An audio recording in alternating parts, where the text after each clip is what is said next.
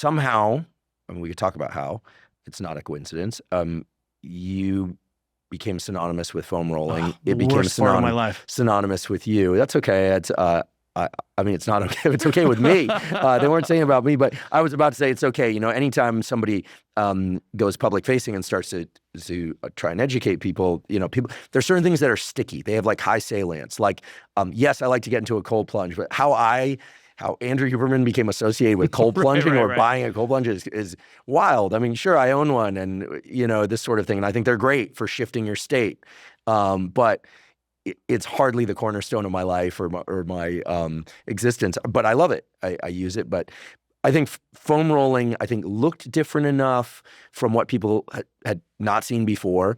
And you know, these things they have a stickiness to them. Who knows why? What is the deal with foam rolling? Is there a utility to foam rolling? Absolutely. Is there a wrong way to do it? No, but there's a way that's not a great use of your time. Okay. Right. So what we're all looking at is we have finite amount of time. And what's my goal? To quickly touch my whole body? You know, what are we trying to do? So if I was using soft tissue mobilization or using a roller or a ball or something, what's my goal here? Well, I think, and the research is very clear, it can help with pain, it can restore range of motion. Again, very clear. And I want to point out sort of one of my research friends, Brent Brookbush. The Brookbush Institute has incredible summaries of musculoskeletal care. Brent is a genius, and if you go on his site, there's a little hourglass, and you can search like trigger points, and you'll see all of the deep dive research, analysis of the meta research. Like you'll be like, oh, okay, this is really excellent, and it is tricky because, you know, what doesn't work for my body or wasn't a good use for a time now is useless, and it's easy to shout on the internet. So what's our goal? If I was in pain and I was about to exercise, a quick 2 or 3 minute intervention working on, let's call it desensitization of the tissues. Let's be mechanism agnostic for a second and say that's a really low level into entry, safe, highly effective way for you to suddenly feel better. So we create a window of opportunity to move. That's really cool. I love that. No physical therapist in the room. No one went blind. You didn't dislocate, right? So that could be a really excellent use of some soft tissue work. The same way a boxer would go, or an MMA fighter, or the Olympic lifters in China. They have people who are giving non-threatening input to the body to tell the brain it's safe, or to rehydrate something, or get some, again, is it just stimulus so that the brain says it's safe? Sure. Are we restoring how the tissues slide and glide? Sure. A lot of times, I think if you look at any of the mobility work, I'll just put writ large, really comes down to just doing a couple things.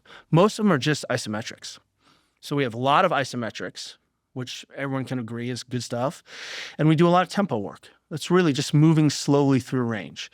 It just may be that I'm using a different tool to have that isometric stimulus or that tempo moving slowly stimulus. So we like to say, hey, let's use mobilizations, mobilizing the tissues. Why are we doing it? What are we trying to do? Well, pain is a good reason. And again, multifactorial, highly subjective. Why do I have pain? Well, I got in a fight with my wife and I didn't eat and I, twisted my knee back in Vietnam and, who knows, right? But what are the inputs that I have to self-soothe and desensitize? And it turns out a ball and a roller is a really good one. So I can use those to help myself feel better. Did that solve the problem? Did that solve 2 weeks of shitty sleep? Did that solve my poor nutrition and lack of fiber? Did that solve the fact that I don't feel safe in this environment? No, but it got me a window of opportunity where I can go feel better in my body. Is anyone against that? No. Okay. So what we can also say is, hey, this would be a great way to do what? Restore your range of motion. One tool and a system of tools to get you to do what? Have normative range again, right? For whatever reason, your lats are super stiff. Again, it's more complicated than that, but sometimes it's not more complicated than that. And if I just get you getting some input into there, maybe we can restore that range of motion or create a window where you can go use it again. Lastly, I would say is that it's a wonderful tool to decrease DOMS, delayed onset muscle soreness. So in the evening, you blow out your quads, do a little soft tissue work, and what you'll see is maybe that's blood flow, maybe it's non-threatening input, maybe it's just massage, maybe it's just the parasympathetic input that massage has, touch, right? Just down regulates. Maybe those are the reasons I feel better. But the bottom line is that a good use of your time? Yes. Are all techniques on the roller the same? No. Right? And I think that's where we've lost our minds, is that if you just rolled up and down on your calf, didn't do anything. I'm like, yeah, well, what are you doing? Right? What if I rolled side to side? And so suddenly we can start to layer in some really complex thinking around this. How about this? You have a roller out and I put my calf on there and I start rolling side to side. Should that be uncomfortable? I'm guessing you're going to say no, but anytime I've used a roller, I'm like, man, that hurts. I don't want to do that. Sucks. Well, I mean, I don't mind it. Like, it's not like it's not like level 8 pain or anything. It's sort of like, it feels very localized. Yeah. Even if the roller is a big fat Costello the Bulldog size roller. Totally. It feels like someone's kind of kneading down in between my muscle fibers. And then I start to think, maybe I just have like low fiber density. And if I were Mark Bell or something, then this would feel comfortable. But, I always feel like the roller's going down to the bone. The face of LFD, low fiber density. So, what I think we can do is let's establish some guidelines for people, because this is one of the ways that we can feel better in our home without bourbon, without ibuprofen, without THC. Like, we need to give people some tools that aren't just without having to buy a sauna. If you can afford one, great, but not everyone. I mean, this whole thing with sauna, love saunas, but doesn't scale. Well, until very recently in my life, like I couldn't afford a sauna until very recently. Even as a tenured professor at Stanford, I'll just say that, right? You can actually be angry at your parents for not giving you a sauna. No, right? When I was a kid, my dad and I used to go to the Y in the evening sometimes when I was little, and I'd shoot baskets, and he would lift weights, Nautilus machines back then. Yeah. And then get brutally big on those. and then we'd sit in the sauna, or there was a hot tub. You had a different set of traumatic experiences of sitting in the sauna at the Y. No, actually, I learned how to make eye contact. I learned how men over 40 spoke in 1985. There you go. There you go. If everyone had a roller and a ball, there's a lot of dysfunction and discomfort we can manage. If you push on a tissue, we expect that tissue to be painless to compression, or not uncomfortable to compression. Again, pain is a weird word. I don't want to set that up, but it shouldn't be uncomfortable to compression. What's nice is that if I push on something, all I'm doing is just creating an isometric.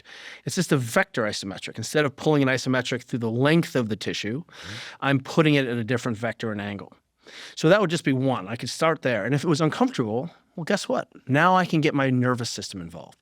So I can teach my brain that it's safe to create a contraction here. So what do? Just flex. Flex it. Hold it for 4 seconds. This is very basic, I realize, but for many people, they're either already foam rolling and doing it incorrectly, or they're not foam rolling.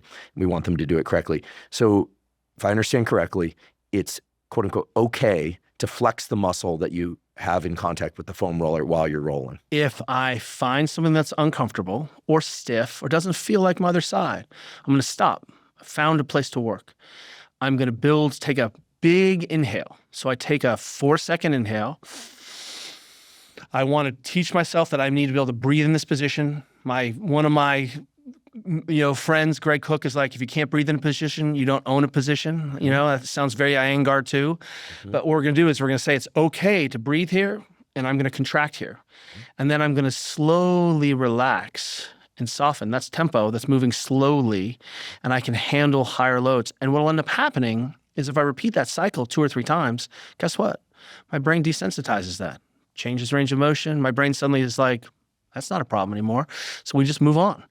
And in 2 or 3 cycles of that contraction, breath hold, long exhale that starts to sound familiar, right? How do I calm down, long exhales?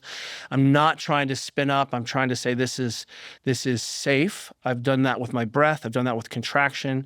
I'm just getting input in, just touch to my body, especially on parts that maybe don't bark at me very often, right? People are shocked to learn that sometimes when they have knee pain, how stiff their quads are. And then we can test it, load it, feel it, palpate it. And I'm like, those things are just stiff. And when we unstiffen them, whatever technique you want to use, restore sliding surfaces, get neural input in there, we create range of motion, suddenly we change a motion dynamic. improved efficiency. The brain says, hey, that's no longer a threat, or we're experiencing that as a new pattern or position. That'd be enough to reduce your pain. But pain isn't the only reason we're mobilizing. We're mobilizing so that we can reduce session cost, so we can work out harder the next day and keep an eye on our minimums of our range of motion.